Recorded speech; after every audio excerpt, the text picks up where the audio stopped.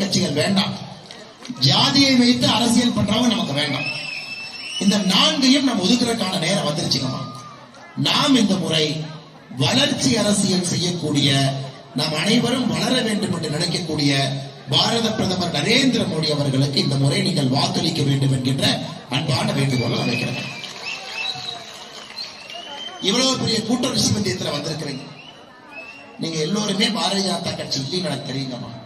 மாற்று கட்சி வந்திருக்கிறீங்க, வேற கட்சி வந்திருக்கீங்க. ஆனா உங்களுக்கு என்னுடைய வேண்டுகோள், ஐயா 2024 தேர்தலை பொறுத்தவரை நமக்குள்ள நம்ம சட்டம் போடக்கூடாதுங்க ஐயா.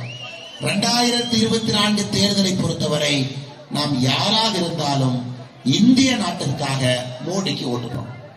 2024 தேர்தலில் நாடு நன்றாக இருக்குது.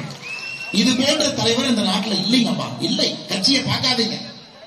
இது போன்ற தலைவர் இந்த நாட்டிலே இல்லை.